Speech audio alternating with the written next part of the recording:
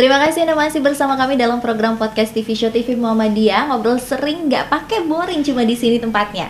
Ini kita udah semakin panas di segmen 3 ini karena tadi bahasan kita dari segmen 1, segmen 2 semuanya udah bikin ngiler. Saya yakin nggak cuma saya, tapi pemirsa TVmu juga pasti udah, wah ini harus beli nih, kalau nggak beli sekarang rugi. Saya juga selalu udah kayak gitu. Saya tadi udah bilang, Bu, ini saya pengen banget Bu yang di depan saya Bu gitu.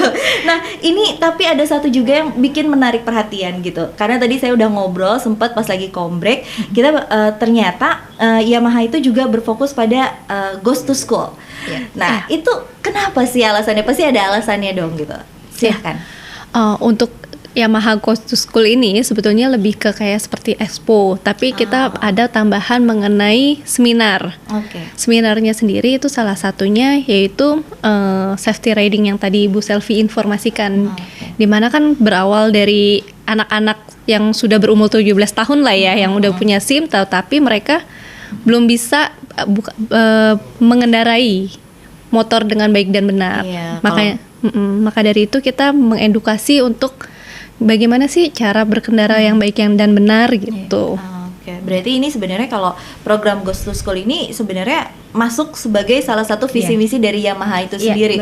Karena konon katanya Yamaha tuh punya SMK binaan kayak gitu-gitu tuh, bisa di dalamnya ada apa sih, boleh diceritain nggak sih ke kita? Nah itu dia Mbak Reni, berawal dari Yamaha Ghost to School itu kita kan ada seminar, di situ juga ada event-event mengedukasi peserta didik bagaimana berkendara yang benar, dan di situ juga kita ada seminar mengenai teknologi-teknologi Yamaha, fitur-fitur otomotif yang terbaru, yang update seperti apa. Nah dari situ kita juga ada sekolah binaan. Sekolah binaannya sendiri kita Yamaha sendiri sudah ada kurang lebih 700 sekolah yang sudah dibina oleh Yamaha. Betul. Ya, dan khususnya itu dia SMK ya, SMK menengah kejuruan. Karena kan kalau SMK itu kan kayak SMK jurusan teknik mesin. Nah, bentuk itu support yang diberikan sama Yamaha-nya tuh apa berarti? Biasanya kita kalau sudah ada SMK binaan sama Yamaha, biasanya kita supportnya itu berupa mesin, mesin sepeda motor, gitu. Jadi ada beberapa level. Iya, ada beberapa level, betul. Jadi level A, level B, level C. Terendah itu level C, di mana biasanya kita ada donasi mesin. Untuk yang level B itu lebih ke donasi mesin dan unit dan materi. Biasanya kita memberikan materi. Kalau untuk level A, Mbak Reni, ini kita Yamaha sendiri kita membina langsung sekolahnya sampai di set up, diberikan fasilitas bengkel untuk praktek seperti itu. Diajarkan bagaimana mengaplikasikan praktek yang sudah diberikan materi, bagaimana prakteknya seperti itu. Luar biasa. Jadi gimana caranya dari mulai anak-anak SMK ini khususnya gitu, mereka sudah terarah dengan baik gitu, dan Yamaha juga benar-benar langsung nih praktek aja langsung kayak gitu. Jadi kita juga kan kalau dulu-dulu kan image SMK itu kan adalah sering tawuran, ya kan, terusnya juga naik motor ugal-ugalan. Nah kita nih Yamaha mengeduket semua nih, supaya kedepannya menjadi generasi 125 ya. Generasi 125 itu adalah generasi milenial. Ya, kebetulan kita juga ada tagline generasi 125 dengan motor 125 cc. Oh gitu. Jadi kita memang arahnya ke kalau segmen muda itu generasi 125 kayak gitu sih Mbak Ren. Jadi memang apa namanya ya itu dia, lebih kita mengedukasi agar bisa membuat generasi kedepannya lebih baik lah ya. Gitu. Nah ini aku juga sempat baca kalau misalnya sekolah yang dibina itu udah ada sekitar 718 SMK. Itu jumlah yang banyak banget gitu. Itu SMK-SMK-nya ada di mana aja? Tersebar di seluruh nasional ya. Secara nasional. Dan yang aku tahu ya, itu ada beberapa yang sama Muhammadiyah sebetulnya sudah ada kerjasama. Di daerah daerah Jawa Barat sama mungkin kalau nggak salah Jawa Tengah apa Jawa Timur gitu, seperti itu. Tapi dengan adanya program bareng sama TVmu ini akan semakin memperlebar lagi kerjasamanya, luar biasa. Jadi sekolah-sekolah yang belum sempat disambangi, sekolah-sekolah yang belum sempat diadakan program bisa juga jadi bikin expo tiba-tiba ya gitu ya. Wah, itu jangka waktu dalam 1 tahun ke depan ini berarti sudah ada rencana sudah itu? Ada. Kita sudah ada planning ke arah sana. Muhammadiyah kan salah satu yang concern tadi ya, bidang pendidikan dan betul sekali, sekolahnya juga banyak sekali, ya, ribuan pesantren. Nah, itu kita bisa mungkin yang lebih ke jurusan otomotif kita bisa sama-sama bekerja sama. Begitu sih. Nah, kalau ngomongin tentang ini kan kita langsung ngomongin tentang pandemi lah ya, gitu. Berbicara tentang pandemi, saya yakin sebenarnya semua nggak cuma kita, tapi dunia itu merasakan gitu. Kalau dari Yamaha sendiri gitu, kemarin penjualan saya langsung gitu, saya mau ngomong agak sulit ya. Penjualan ya. Berpengaruh nggak sih sama pandemi kemarin tuh? Ya mungkin nggak cuma sepeda motor aja ya, kayak semua aspek bisnis semua terkena semua ya, Mbak Renia. Jadi memang kondisinya ya itu dia, kita memulai dari nol lagi.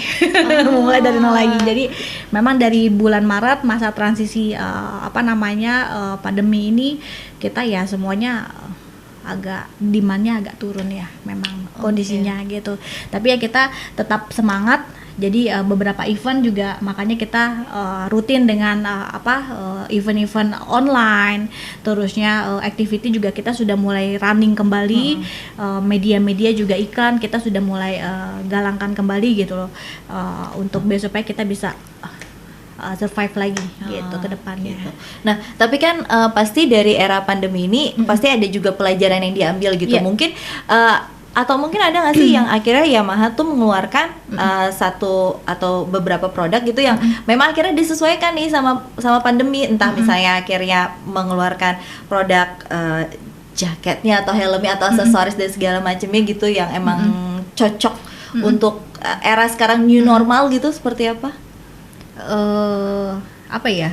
Untuk produknya ya paling itu aja sih. Untuk produk sih kita tetap inline sama unitnya. Tetap inline sama unit, dan memang ya lebih concern ke sistem aja sih kita. Karena kan ya itu dia tadi yang servis nggak perlu datang repot-repot ke bengkel ya kan. Itu salah satu bisa solusinya. kita tinggal telepon, datang ke rumah untuk servis. Nah, itu sih lebih jadi karena after sales-nya kita memang itu. Ada beberapa solusi yang diberikan juga sama Yamaha ya di era pandemi kemarin gitu.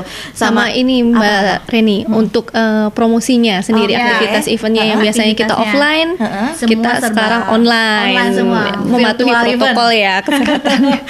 Nanti kalau misalkan kita bikin activity langsung di tempat bisa didatengin kita.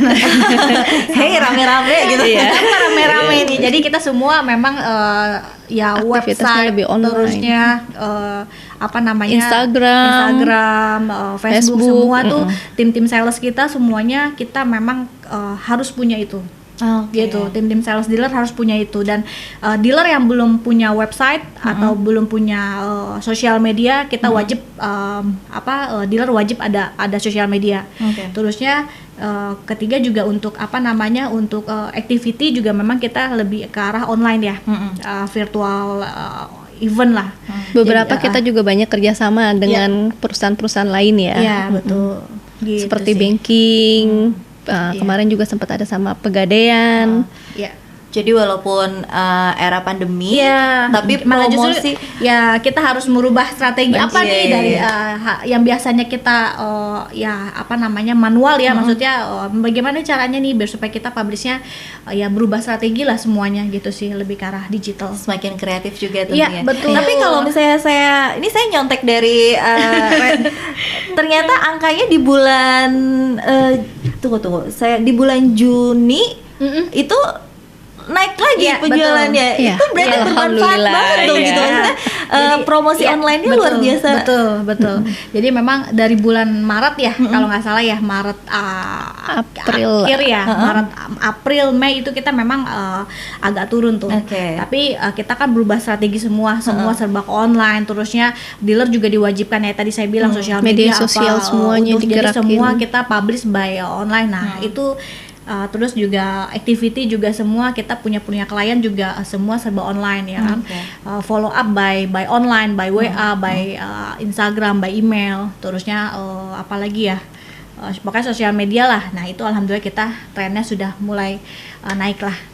Trennya gitu. sudah mulai naik, after salesnya juga sudah mulai disiapkan benar-benar. Jadi pemirsa TVmu yang baru mau beli kendaraan Yamaha gitu, nggak usah khawatir karena after sales-nya tadi seperti Bu Selvi juga bilang gitu, bisa dipanggil mekaniknya. Jadi tenang saja gitu kalau misalnya yang era new normal ini masih sedikit ketakutan untuk keluar rumah atau yang sudah punya kendaraan Yamaha itu sendiri gitu, tenang aja karena semuanya tetap disupport sama Yamaha. Gimana caranya para konsumen tidak kecewa?